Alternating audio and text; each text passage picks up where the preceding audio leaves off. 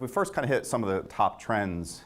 So I think everyone knows, right, we've got big numbers when it comes to mobile. There's 4 billion mobile phones globally, right? There are potentially, the projections are in 10 years, going to be more phones than people in this world. And in many countries, many of us have more than one phone. So the penetration is just immense. It's far greater than TV, far greater than traditional internet, far greater than many other media. So you've got some phones there. A lot of them are smartphones. That number is increasing.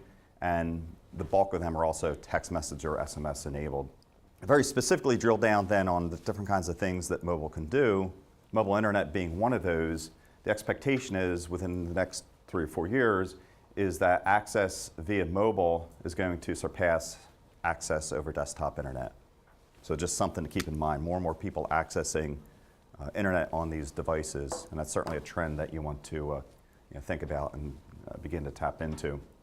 Local and mobile come together. Half of local searches are performed on mobile devices, people looking for stuff to do now, looking for stuff locally. I'm in town, I'm in the city, I'm somewhere, I'm traveling, and I'm looking for something, okay?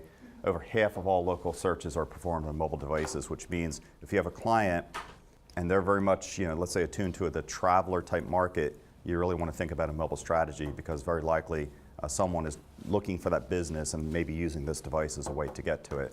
So that potentially has to be part of your thinking and part of your strategy. 86% of mobile internet users are using their devices while watching TV. Something to think about and tap into. So think about if you have a client who is running TV ads, how could you tap into that ad with mobile device? Call to action, right? How do you encourage the action and leverage the mobile devices as a way to do it? So you start to think about some of these cross-media plays. How are coupons used on mobile devices? So 29% of mobile users are open to scanning mobile tag into coupons. It's a little bit predictive, but the idea here is that more and more people are also using these devices to scan products or scan promotional offers, sometimes in store, sometimes out of store. Over half of social media consumption happens on mobile devices. So you need to think about that in terms of social media strategy.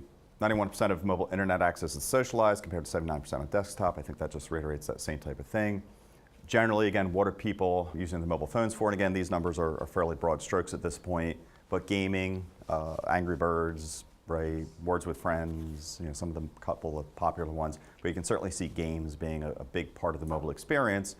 I think I put this statistic out the last time I did this. Angry Birds, the company behind that, makes about $1 million a month in advertising revenue just off the game on the Android platform. So in Android, it's a free game, free download, $1 million a month in advertising revenue. Pretty good return on investment. That game cost about a little more than $750,000 to develop. They got a return on investment within a couple of months.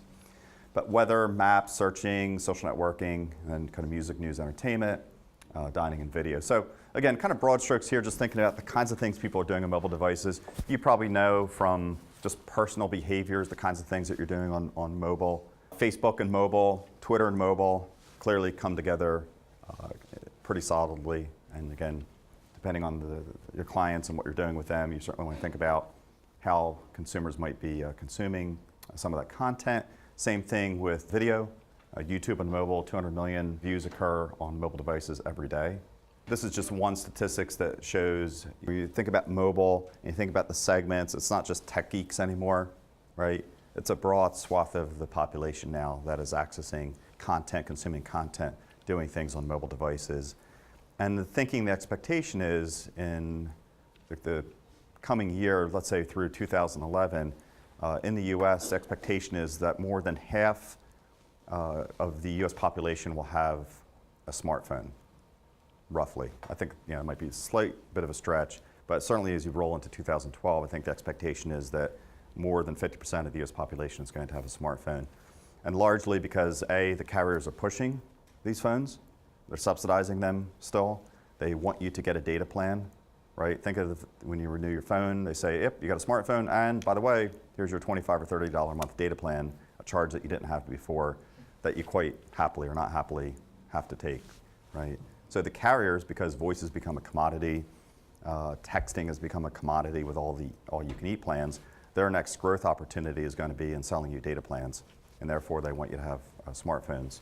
So The trends just kind of point in that direction. I think it's pretty clear that we're going to see it grow that way.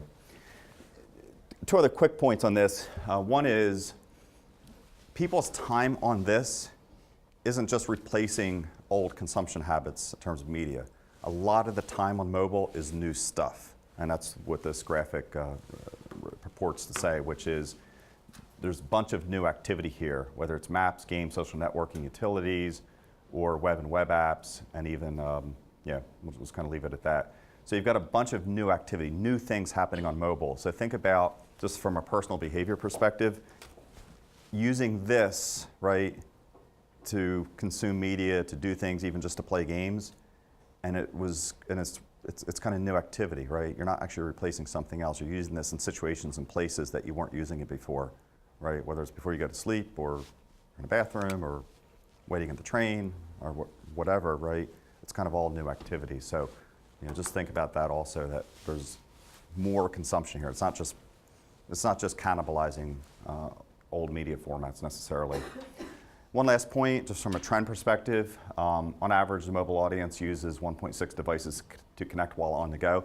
So when you think about mobile, don't just think about this small form factor. Think about mobile in context of even things like laptops, right? That's a mobile device.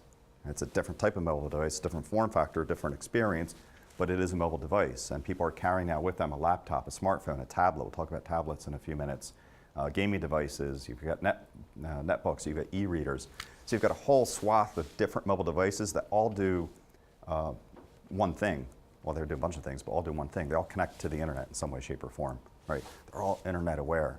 So this ecosystems have become much more complex, and you've got consumers now consuming media and interacting with brands on a wide variety of devices. And from your guys' perspective, you know, it's terribly complex. Like, how do you deal with all this? How do you try to figure out where to put your clients' focus on, and how to make sure their money is being spent in the right way? And it probably comes down to thinking about it from a targeting perspective, think about the use cases, think about how you're trying to reach an audience and what they're doing when you're reaching them, and what device are they maybe most likely to have, right? So it starts to get a little bit tricky.